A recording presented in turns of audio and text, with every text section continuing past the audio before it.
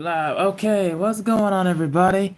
It is Intelligent Cycle back here with another video. So, in order to celebrate what's going on with the latest pop and R&B icon of the 2010s decade, we got Rihanna, who just had her single off of the Smurfs soundtrack called "Friend of Mine." Had went number one.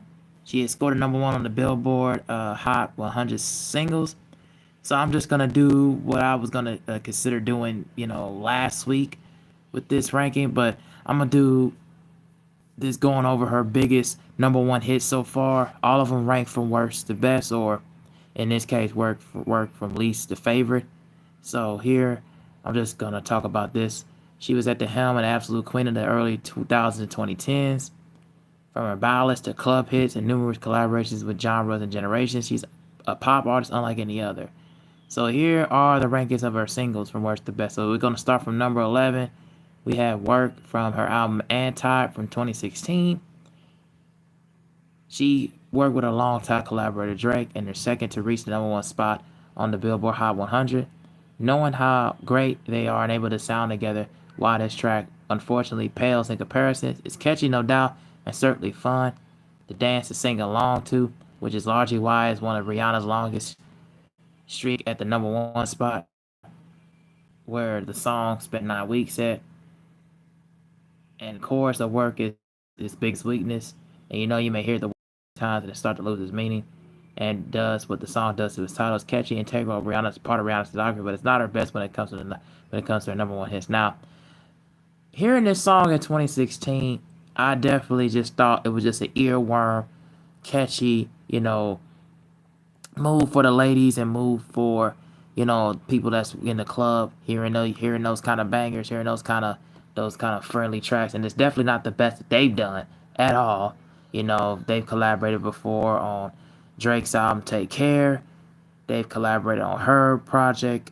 I believe it was called The Good, the Bad, and the Ugly, or Good Girl, excuse me, Good Girl Gone Bad. It was one of those two where they had the song called What's My Name. So they've done several tracks together in the past, and it's way better than this track in my opinion. And to me, I didn't really find anything noteworthy from either one of the lyrics from either one of them. And so, from in my eyes, it just to me just never really saw the light of day for me. I just thought it was just stereotypical, boring, and felt kind of mundane. All right, so number 10, we got Rude Boy from the album Rated R from 2010. Rude Boy was the first number one hit of the 2010s, and it was proof that she was ready to tackle another decade at the top.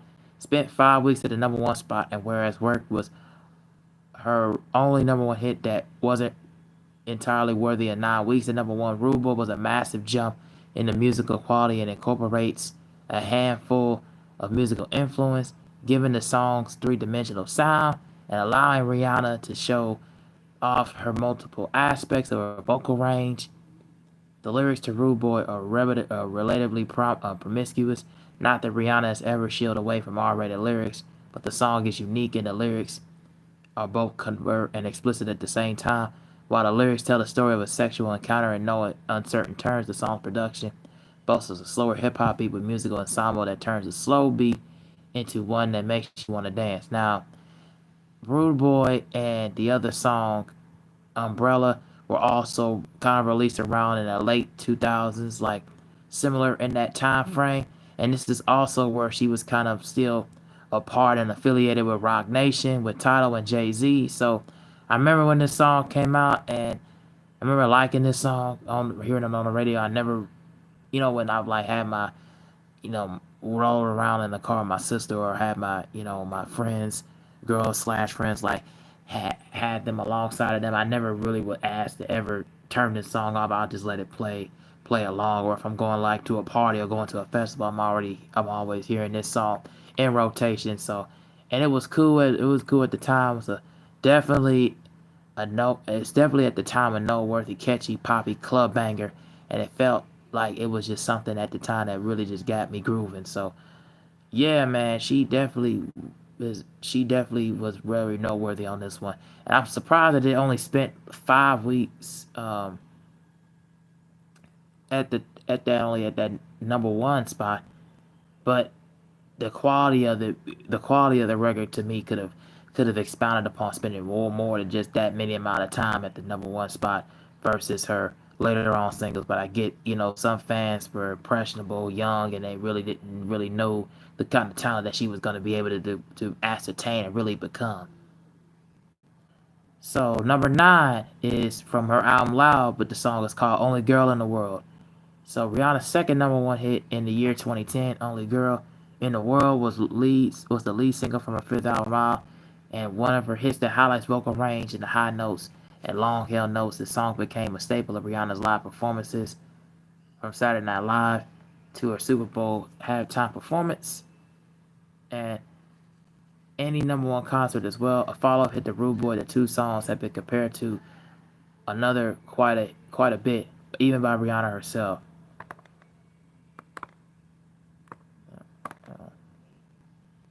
The song most definitely encapsulates the next step in Rihanna's evolution, and she ventures her outside her typical vocal range, which ends of the spectrum, on both ends of the spectrum. Number eight is the single "Diamonds" from Unapologetic in 2012.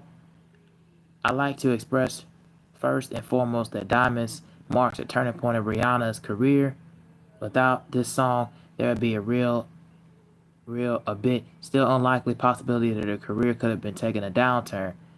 Singles between "We Found Love" and "Diamonds," one of them didn't even manage to make the Billboard Hot 100 at all. And all of her number one singles are fantastic, and "Diamonds," with no exception, so much is better than others. In wake of a single that failed to chart at all, this song felt like a safe bet. Yeah, this song "Diamonds" and of course "We Found Love." I think that was also with Adam Levine, the singer of Maroon 5 as well. The reason why that song probably didn't chart is because I don't think it had the massive push on the domestically in the U.S. scale, on domestically in the U.S. versus internationally, because internationally it was pretty high. Um, and I think it did have some charting. Did have a little bit of charting success internationally on their side of the UK 100 top 100 single charts, but it didn't really do that well over in the US because I really just don't think that it had the really the actually the Midas touch and the backing behind it to really get it. And me, how I felt about the song was just like, man, like you can tell that she was taking a turn vocally. She was taking a dramatic shift in the turn vocally, and you could just tell her range, her octaves was really just going so far higher level and higher emotion. And I really just thought that she was giving her best effort from this song, from this single. And it's one of the few singles that I really like, and I still kept playing it to this very day. Um, and it's only at number eight, so I could definitely tell you there are way better songs that she had in her earlier career that I really enjoyed. But this one out of her later career, and it's also the same time too what happened with the incident between uh, her infamous incident between her and Chris Brown too. Not gonna get into much detail about that, but yeah, this is kind of more or less her side of she's getting more very emotionally driven, unapologetic, very outspoken, and very candidly just involved and evoke and provocative, thought provoking and provocative. Now, number seven is from The Good Girl Gone Bad Reloaded. It's called Take a Bow. While Rihanna had a handful of slow jams which only made the charts, most of them did not reach the number one spot. Take a Bow was her only slow song to peak at number one. While it may definitively be the greatest ballad of her career, it may not be, excuse me, definitively the greatest ballad of her career. It absolutely deserving of its top chart topper success. Written by fellow modern R&B legend Neo, the lyrics of the song were bursting with intensity and the passion deeply felt in Rihanna's vocals. The lyrics led themselves to pretty easily to the feeling in her voice, and the passion and intensity is truly palatable. The bridge, in particular, always stood out as the height of the emotion in the 2008 pop music, not necessarily because of the lyrics themselves, but more in a way Rihanna sang them, especially with the lyrics. Don't tell me you're sorry because you're not, baby. I knew you're only sorry that you only got caught. The lyrics led themselves to be pretty easily in the feeling of her voice, and the passion and intensity is truly palpable. Number six, we found love from Talk That Talk in 2011. Like I just talked about that. Oh, and also that was from Calvin Harris. I said that was Adam Lee, and I got that wrong. That was actually Calvin Harris that did that production and was the feature on there. So We Found Love was Rihanna's first collaboration with Calvin Harris. It's a clear cut that the EDM track, which spent 10 weeks at the number one spot on the Billboard Hot 100 in 2011, I don't think there was a single club hit that reached the level of energy that this song did every time it came on. With the rise of streaming and the radio still at its peak, it wasn't the data that went in, and it probably had spent the first 6 months after the song released and didn't hear it, and I didn't get sick of it once. And of course, this song won the Grammy for Best Music Video, MTV Music Video Award for Video of the Year as well. On top of the video, the lyrics, while it became while it became known by fans and fans not alike, and especially from the catchiness of the chorus, "We Found Love in a Hopeless Place," that just spawned, of course, across social media platforms. Number five, we have S&M from the album Loud. Of course, Rihanna's number one hits and massive impact on the music industry at this time was broader in popular culture. S&M is unique, however, in the song was written by Esther Dean to perform herself after Rihanna had popularized the song, something that very few, if any, songwriters were able to do in front of such of a wide audience with such a song that they wrote for Rihanna.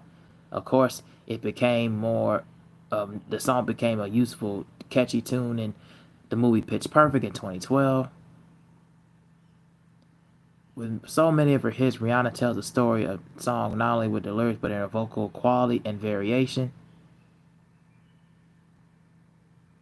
And it makes sense that Dean wrote the song for Rihanna. Her range and artistic presence did wonders for it. And of course, I like it longer, flowing vocals in the bridge.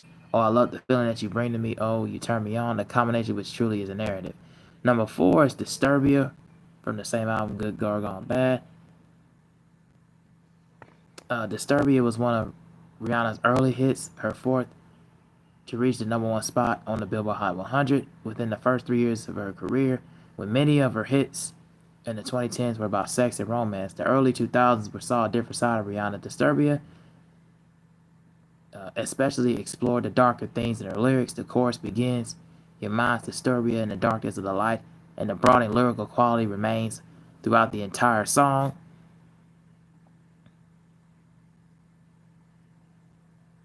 And hearing this song kind of was it was very oblique. It was very ubiquitously. It was very oblique, and it kind of just showed Rihanna on a darker side more so. And I really like that. I really like that she kind of was exposing herself, exposing the darker side of vulnerability about herself, and just overall just a deeper, thought-provoking level of her personality too, as well. That really kind of just got me tuned in and tuned me into the song and really tuned me into how she was going about her daily life around this time. Number three is "What's My Name" from the album Loud. Um, "What's My Name" was Rihanna's first collaboration with Drake as the start of her very successful music relationship. First duet of a new era of sex and romance to reach the number one spot on the charts. The duet comes from Drake's rapping in the first verse, and Rihanna's reggae teen vocals throughout the chorus, refrain, and remaining verses tell a story about from his perspective before situating the listener directly with her point of view. As far as tempo goes, the song six right in the middle, not quite fast enough that you can dance to it in the club, but no slow that it kills the mood that the DJ decides to play it. And given the fact that Rihanna and Drake collaboration, it's always a solid chance in the early 2010s that the DJ decide to play it. Lyrics are catchy and the overall sound is fairly accessible and it found just as easy to listen and love. Now, yeah, this song really just from here you can just tell that her the early 2010s of her music pretty much changed, was more sex and romance, but at the same time more unapologetic about, overall the love, the cost, the temptations, just feeling of where she was going through at certain points in time. And in the early parts of her career, she was more or less trying to be exposing herself, being more vulnerable, being more Afrocentric, and being more, outgoing and outspoken. And that's kind of like, a mixture, or trying to find a happy medium in between. So yeah, and this song was trying to find a medium in between, giving the listener directly an introspective about her angle and in this relationship that she has with this particular guy. Number two is SOS from Girl Like Me in 2006. It's one of the first few singles I heard from Rihanna early on, and I really enjoyed this one a lot. Of course, this is the first one to reach number one spot on the Hot 100 after first single "Pond the Replay." Surprisingly peaked at number two. It was the lead single from her second studio album, and that was received by fans old and new with wide open arms. And the song spent 3 weeks at number one and has remained a contender for the best track of her career in the 2 decades since it was released. And it was produced of a samples beat of the 80s hit called Tainted Love, and perhaps the subconsciously initiated pop star to her newfound fans of all ages, with the callback of influence of 80s pop music, and of course the influence in the early 2000s. And it only makes SOS an instant classic because it popped onto the charts. This is one of the this is one of the first singles that introduced me to Rihanna and really showcased her talent, her vocal range and ability, and also to really make catchy 80s throwback pop music dance tunes. And she really did her thing on this record. I really enjoyed this one a lot, and I'm glad it's ranked very high on the list of the best songs, of the number one hits that she's got. And of course, number one is the song Umbrella from the same album, Good Girl Gone Bad, in 2007.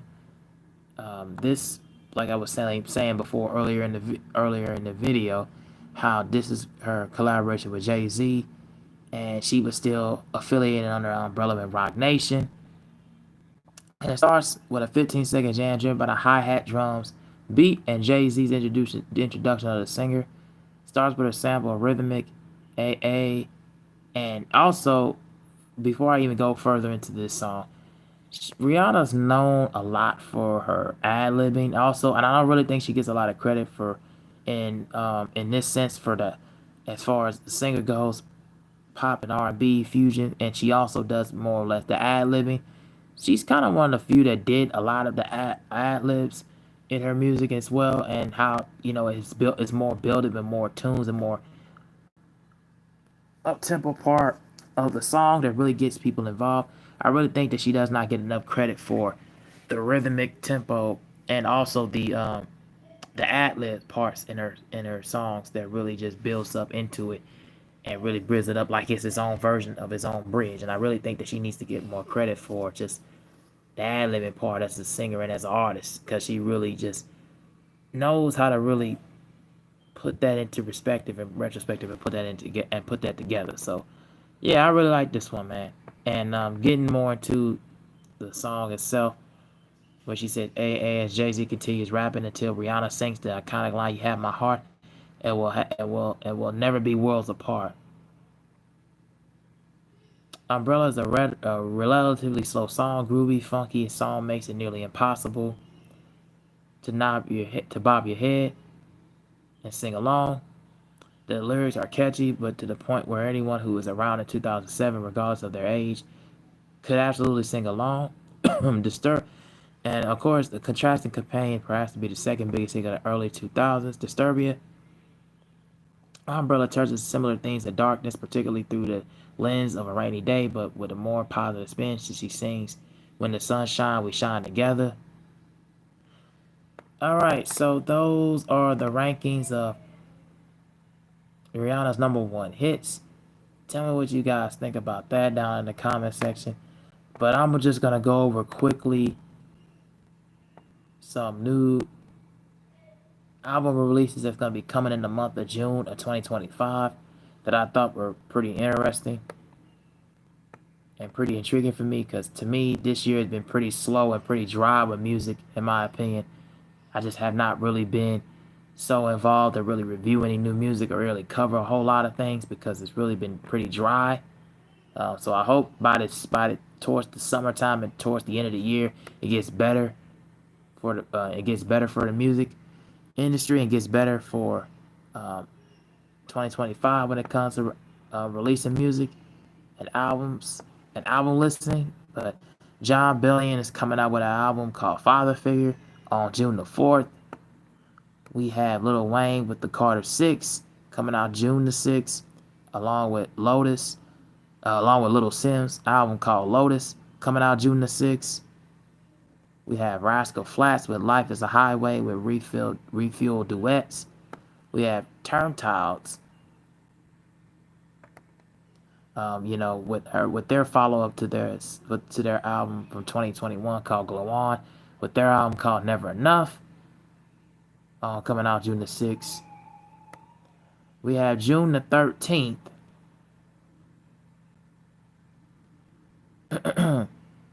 June the 13th, we have um, King Gizzard and a Lizard Wizard with the Phantom Island. We have The Cure with Mixes of a Lost World. We have Kanye West with coming out June the 15th with the album called Bully. We have Daz Dillinger from the Dog Pound. He's coming out with a Retaliation, Revenge, and Get Back 2 on June the 15th as well. We have, hold on. Oop. What I'm doing? This computer's acting up. We have Charles Kelly with his album called Songs for a New Moon.